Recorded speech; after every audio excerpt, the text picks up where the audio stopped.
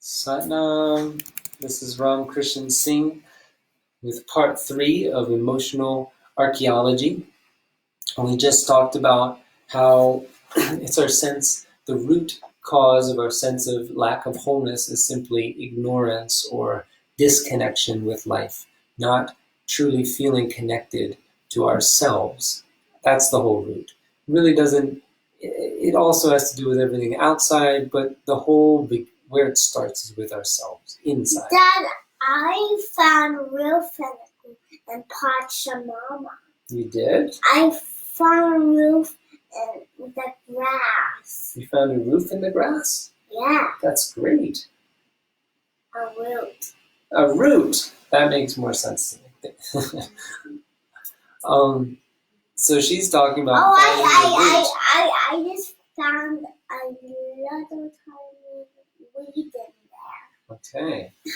She's talking about finding a root in Pachamama, and that's completely the ultimate of what we really want, because we're talking about how the mother, we always, there's this primal seeking of connection and union, and when we were in the womb, we were united with our mother. There's a physiological union that happened. But what we learn over time when we become separated and a separate individual, that our mother is not just the mother that brought us into this world.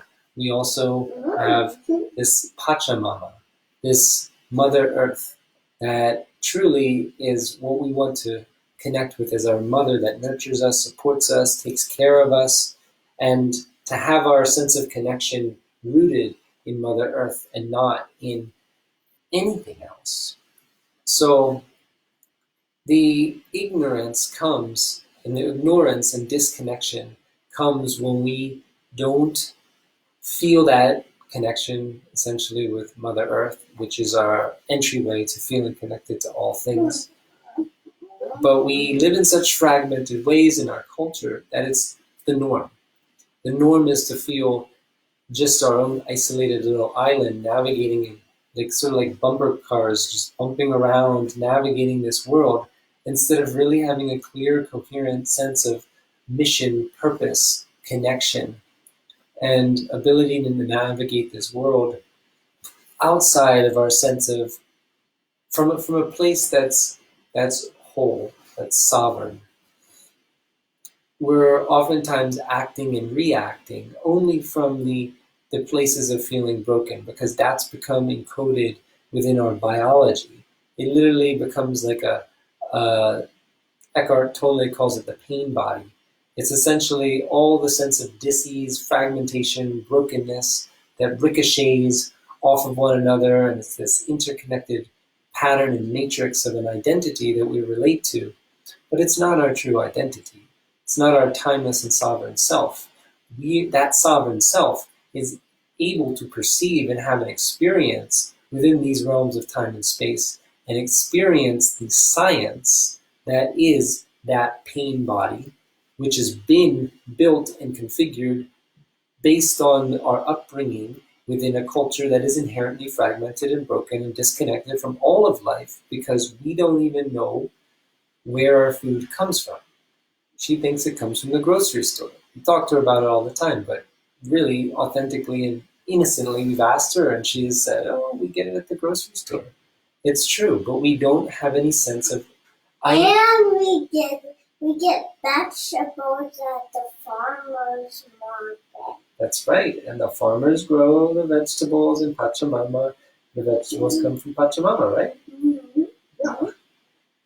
So we don't have this sense of Aini, which is a part of nature, it's a part of life, which is giving in order to receive. Dada, can you bring tomorrow when I asked to bring today? Tomorrow can you bring tomatoes from the farmer's market? Maybe, sweetie, I'll see if I can do that. Okay. So Aini is a principle from the Andean culture that is giving in order to receive.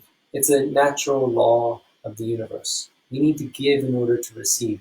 Likewise, if we were growing our own food, we would have to give a lot of energy in order to cultivate the land and nurture the plants to grow the food.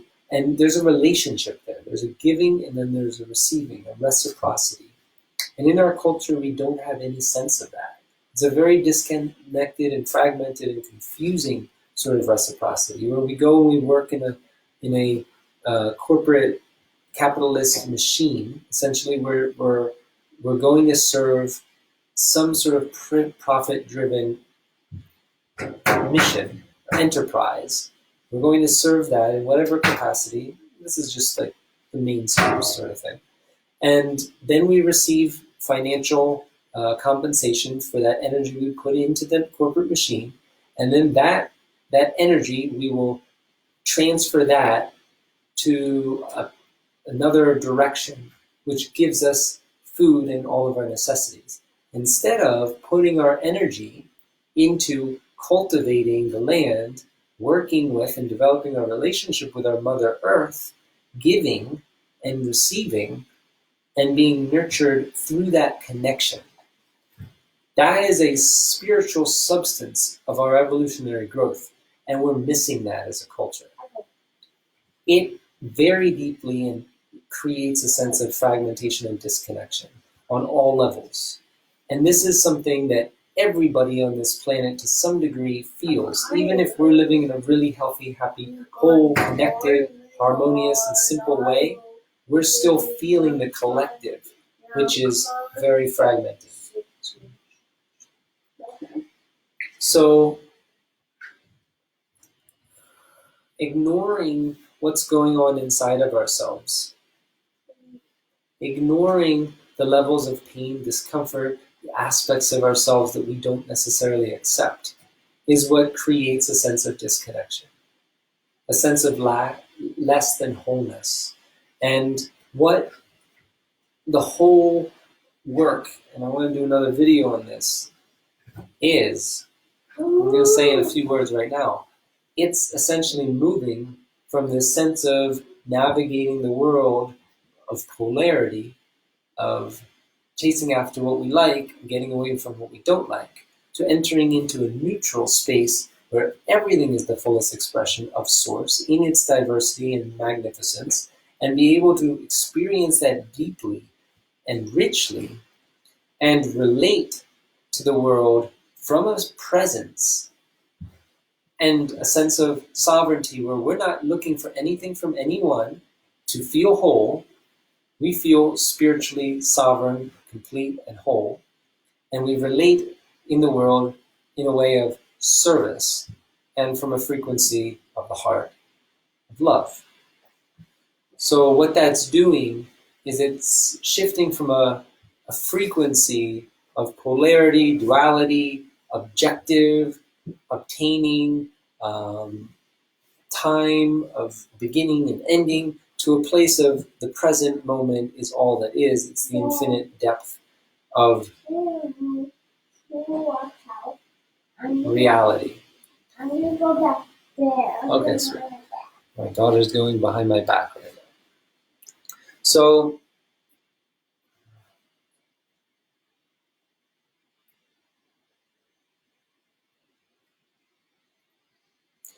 what we really want to be able to do is shift from this head to the heart. And so the practical aspects of this.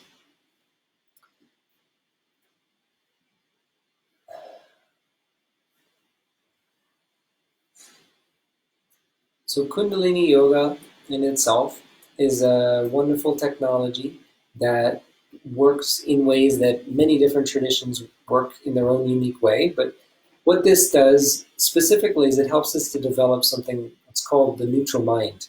And the neutral mind is related really to the heart. It's a spaciousness to be able to hold whatever the experience is, whether it's pleasant, unpleasant, without any sort of judgment, just an experience of a raw experience. And we call that the neutral mind.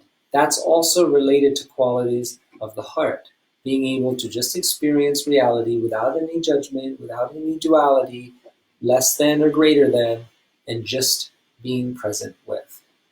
So what Kundalini Yoga works with is breath, eye gaze, movement, mantra. All of the different components are helping us, in a sense, to develop the neutral mind. The eye gaze helps us to center and concentrate the mind. When we lock the eye gaze into either the third eye, the tip of the nose, it also locks the optic nerve, which has an effect of holding the mind stable and steady. So in that way, it helps us to center ourselves and to concentrate, collect ourselves into one space.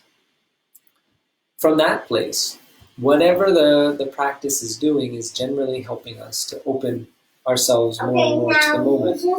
The practices usually create a certain pressure that can be considered unpleasant, but we work with them consistently through the yoga, day after day, through your commitment. It helps us to develop a capacity and a greater bandwidth to hold unpleasant situations. It helps us to open our hearts.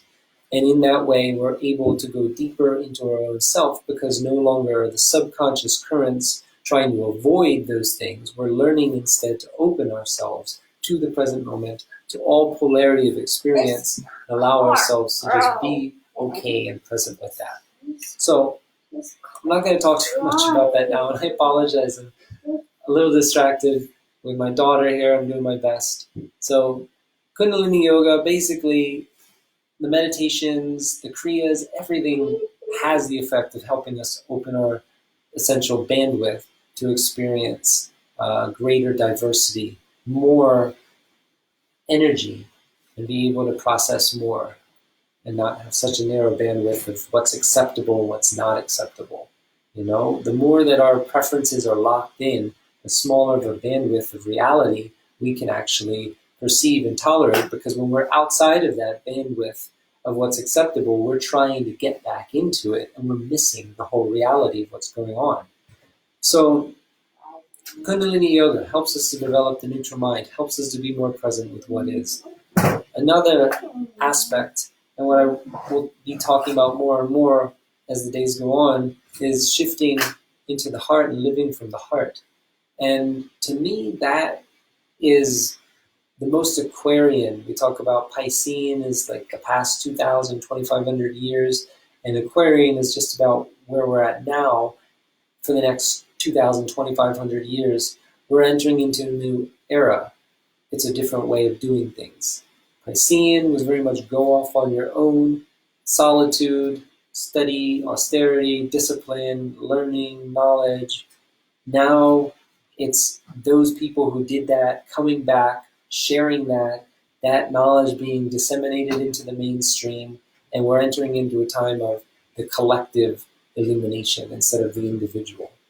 So in this period of time, I feel like living from the heart is no longer practicing to do something.